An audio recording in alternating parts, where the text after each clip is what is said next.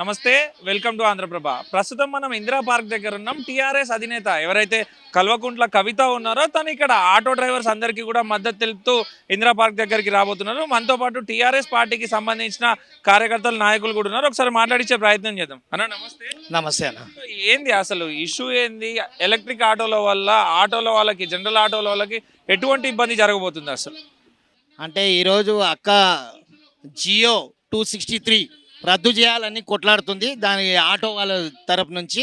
ఎందుకంటే ఇప్పుడు electric vehicle వచ్చినాయి అనుకోండి, వీళ్ళకి అందరికీ డైలీ వైజ్ వాళ్ళకు ప్రాబ్లం అవుతుంది. ఎందుకంటే రెంట్కి నడిపిస్తారు కొంతమంది పెట్రోలు దీంతో డీజిల్తో నడిచే వెహికల్కి ప్రాబ్లం అవుతుంది. ఎలక్ట్రిక్ వెహికల్ వస్తే అది ఫైనాన్స్ మీద గవర్నమెంట్ ఇస్తే వీళ్ళ ఫ్యామిలీలంతా రోడ్డు మీద అవుతారు. అందుకే అని మేము టీఆర్ఎస్ పార్టీ నుంచి మా మేడం కవితక్క మేడం దీని గురించి ధర్నా పెట్టింది. ఎందుకంటే వాళ్ళ ఒక దగ్గర ఈరోజు ధర్నాకు కూడా 5 నుంచి 10,000 మంది వచ్చేయడం జరిగింది ఇక్కడ ఇందిరా పార్క్ దగ్గర. వాళ్ళ గురించి మేము పోరాటం చేస్తున్నాం. వాళ్ళ ఫ్యామిలీలంతా రోడ్డు మీద కావద్దని మేము దీని గురించి పోరాటం చేస్తున్నాం. అంటే ఎక్కడ ఇష్యూ జరిగినా, ఎక్కడ చిన్న ఇష్యూ ఉన్నా కానీ టీఆర్ఎస్ పార్టీ ముందుంటుంది. అండ్ మీ కార్యకర్తలు కానీ, మీ అధినేత కానీ అందరూ ముందుండి నడిపిస్తున్నారు. ప్రతి ఇష్యూని రాజకీయంగా వాడుకోవాలని చూస్తున్నారు అని చెప్పేసి కొంతమంది ఆరోపిస్తున్నారు. ఏం చెప్తారు దీని మీద? లేండి, రాజకీయంగా ఎందుకు వాడుకుంటామండి? వాళ్ళు పనులు చేస్తే మాకు ధర్నా చేసే అవసరం లేదు కదా. ఎక్కడైతే అన్యాయం ఉందో అక్కడ కవితక్క ఉంది. ఏవైతే పనులు చేస్తలేరో దాని గురించి కొట్లాడుతున్నాము. ఇప్పుడు కాంగ్రెస్ గతంలో 5 హామీలు ఇచ్చింది. సిలిండర్ 500కి ఇస్తుందా అన్నది, ఇచ్చిందా అండి? ఇయ్యలేదు. పింఛింగ్ ఇస్తా అన్నది 250 ప్రతి ఒక్కళ్ళకు, ఇచ్చిర్రా? ఇయ్యలేదు. ముసలోళ్ళకు 4,000 ఇస్తా అన్నారు, ఇచ్చిర్రా? ఇయ్యలేదు. ఇవన్నీ చాలా ఉన్నాయి. డబుల్ బెడ్రూమ్ అన్నారు. డబుల్ బెడ్రూమ్ ఏంటండి? 10,000 తీసుకొని అప్లికేషన్ ఇచ్చి మళ్ళీ అది ఇస్తారో, శాంక్షన్ అవుతుందో కాదో తెలియదు, మళ్ళీ రిటర్న్ ఇస్తారో లేదో తెలియదు. ఎందుకు ఇవ్వాలని? గతంలో ఇన్ని బీఆర్ఎస్ గవర్నమెంట్ ఉండే, ఎన్టీఆర్ ఉండే, వైఎస్ రాజశేఖర్ ఉండే, వీళ్ళంతా ఫ్రీగా ఇచ్చారు కదా. ఇందిరాగాంధీ ఉండే, మా కేసీఆర్ ఉండే, వీళ్ళంతా ఫ్రీగా ఇచ్చారు కదా. ఎందుకు మళ్ళీ గరీబోళ్ళ దగ్గర పైసలు తీసుకొని డబుల్ బెడ్రూమ్ ఎందుకు ఇస్తారు మీరు? అది తప్పు. డబుల్ బెడ్రూమ్ అనేది ఫ్రీలోనే ఇవ్వాలి. దాని గురించి కూడా మేము పోరాడుతున్నాం. ప్రతి ఒక్క విషయం అనేది మా అక్క ఎక్కడైతే అన్యాయం జరుగుతుందో అక్కడనే పోరాడుతుంది. మీరు ఇస్తే మేము ఎందుకు పోరాడతాం? మీరు కరెక్ట్ ఇవ్వండి ఫస్ట్. మీ గవర్నమెంటే తప్పు.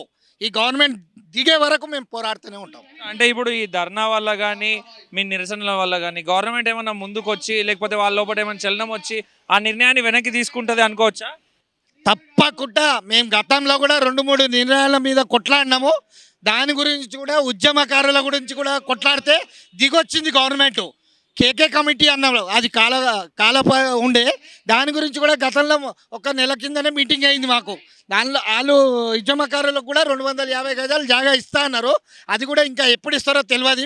మాకు కమిట్మెంట్ ఇచ్చిర్రు. మేము కూడా మీటింగ్కి వెళ్ళడం జరిగింది. అక్కెంబడి మేము విన్నాము. వాళ్ళు కూడా తొందరగా ఆ నిర్ణయం కూడా కంప్లీట్ చేయాలి.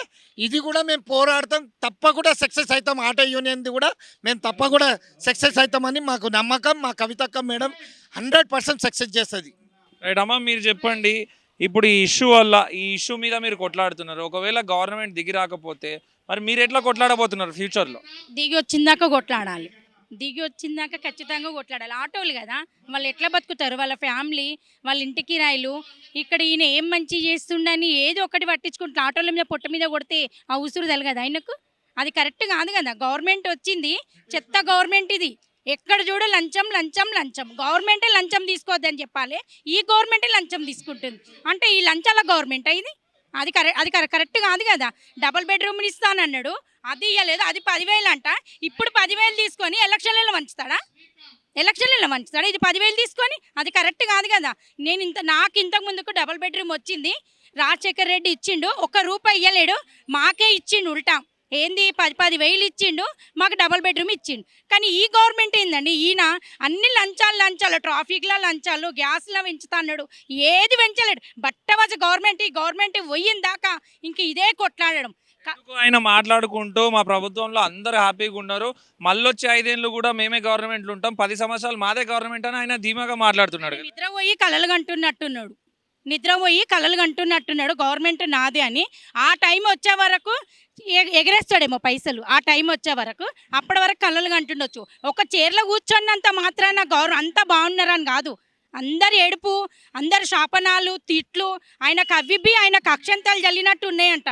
మళ్ళీ ఇంకేం చేస్తే అవి తగులుతాయేమో మళ్ళీ ఆయన. హైదరాబాద్లో ఒక్కళ్ళన్నా రేవంత్ రెడ్డి సీఎం మంచోడా అని అడుగుమనండి. పుట్టిన పిల్లకి 4 సంవత్సరాల పిల్లగాన్ని అడుగుమనండి, చెప్తాడు. ఎందుకు ఉద్యోగాలు ఇచ్చినాము, పెన్షన్లు పెంచుతున్నాము, సిలిండర్లు తక్కువ రేటుకి ఇస్తున్నాము, 200 యూనిట్లు కరెంటు కూడా ఫ్రీ ఇస్తున్నాము, అందరు హ్యాపీగా ఉన్నారని చెప్పేసి వాళ్ళందరూ మాట్లాడుతున్న పరిస్థితి కదా. కరెంటు ఫ్రీ అన్నాడు, కరెంటు లేదు. అదేంది గ్యాస్ అన్నాడు, గ్యాస్ లేదు. కళ్యాణ పథకం అన్నాడు, ఏది లేదు. అసలు పింఛని కేసీఆర్ ఇచ్చిన పింఛని అది దాని మీదనే బతుకుతున్నారు వాళ్ళు. ఆయన ఇస్తా అన్నది ఒక్కటి మీద లేదు. అసలు ఒక్కటి చెయ్యండి ఏం మనిషి ఏమన్నా అర్థమవుతలేదు. అందరు బాగానే ఉండరంటే తింటూరు పంటూరు రోడ్ల మీద తిరుగుతారు, డ్యూటీలలో వేసిస్తున్నారు అనుకుంటారు. కానీ ఆయన పొద్దున్న లేచినప్పటి నుంచి పండుకునే వరకు ఆయన సాపిచ్చుడు తప్ప ఇంకా వేరేది ఏం లేదు. ఆటోలో ఉసురు అయితే వాళ్ళ పిల్లలది పెళ్ళాలది అందరిది తగులుతుంది. ఫ్రీ బస్సు పెట్టి కూడా ఆటో వాళ్ళు మేము అన్యాయం అయిపోయినాం అని చెప్పేసి కూడా వాళ్ళు మాట్లాడుతున్నారు. కానీ ఫ్రీ బస్సు వల్ల మహిళలు చాలా హ్యాపీగా ఉన్నారు కదా అని చెప్పేసి వీళ్ళు మాట్లాడుతున్నారు. ఎవరు ఫ్రీ బస్సు పెట్టి ఎవడు పెట్టమన్నాడు? ఎవడు పెట్టమన్నా ఫ్రీ బస్సు? మేము అడిగినామా ఫ్రీ బస్సు పెట్టు మేము హ్యాపీగా తిరుగుతామని? ఫ్రీ బస్సు పెట్టినావు, ఎందుకు పెట్టినావు? నీకు లాభం ఉండే పెట్టినావు. ఫ్రీ బస్సు ఉట్టిగా పెట్టలేవు కదా, లాభం ఉండే పెట్టినావు నువ్వు. మళ్ళీ ఎవరు పెట్టమన్నాడు? మేము అడిగినామా? మహిళలము నీ ఇంటి ముంగడికి వచ్చినామా? మేము మీడియాలో అడిగినామా మాకు ఫ్రీ బస్సు పెట్టయ్యా, మాకు ఎక్కడ శుద్రాంశ లేదు, మేము హ్యాపీగా తిరుగుతామని? కొంచెమన్నా జ్ఞానం ఉండాలి కదా. చదువుకోలేదా? ఆటోలో ఫ్రీ బస్సు పెట్టి ఆటోల మీద కడుపు మీద కొడతాడా? ఆటోలు ఎట్లా బతకాలి? అంటే నువ్వు ఇప్పుడు సీఎం ఉన్నావు కదా, నీకు ఎక్కడ అర్థమైతే లేదు. కూర్చో, ఇంకొక సంవత్సరంన్నర కూర్చో, అన్నీ వెనుకొక ముంగడికి వెయ్యి, తర్వాత వస్తుందా అని అనుకుంటున్నా. నీ భ్రమ తప్ప ఇంకా వేరేది ఏం లేదు. ఖచ్చితంగా ఆయనకు తగలే అని అంటే మహిళలు అందరు ముందుకు వస్తున్నారు. కొంచెం బుద్ధి ఉండాలి ఆయనకు. ఎందుకు వస్తుర్రు? మీ టీఆర్ఎస్ పార్టీ అధికారంలోకి వస్తే ఎటువంటి హామీలు ఇస్తుంది అండ్ ఎటువంటి భరోసా ఇస్తుంది? ఆటో వాళ్ళకి కానీ, రిటైర్ ఎంప్లాయీస్కి కానీ, నిరుద్యోగులకు కానీ, స్టూడెంట్స్కి కానీ ఎటువంటి భరోసా ఇవ్వబోతుంది మీ టీఆర్ఎస్? సీఎం ఎట్లా అయితే సీఎం సీట్లో కూర్చున్నప్పుడు ఏమేమి ఒప్పుకున్నాడో అవి ఖచ్చితంగా అక్క చేస్తుంది. ఖచ్చితంగా చేస్తుంది. ఆయన సీఎం ఉన్న వాళ్ళు ఒప్పుకున్నారు కదా, వాళ్ళు చేయకున్నా కానీ ఇప్పుడు అక్క ఖచ్చితంగా చేస్తుంది. గల్లీ మహిళలు ఎందుకు వస్తున్నారు? అక్క ప్రాబ్లం కదా, అక్క చూస్తుందన్న కన్నీళ్ళు చూస్తుంది ఆమె. ఏ సీఎం చూసిండు, ఏ మంత్రి చూసిండు, ఎవరు చూసిండు? ఎవరు చూడలేడు. ఎవరి సీట్లకు ఆడే కూర్చున్నాడు, ఎవరి సీట్లకు వాడే మంత్రి, వాడే రాజు, వాడే మంత్రి. ఇప్పుడు ఖచ్చితంగా కవితక్క బయటకు వెళ్ళిందంటే ఎందుకు? మహిళల కోసమే కదా. మళ్ళీ ఇప్పుడు వేస్తుంది కదా ఖచ్చితంగా. ఆమె దిగిందంటే అది ఖచ్చితంగా అయినట్టే, ఆటోల కష్టాలన్నీ పోయినట్టే.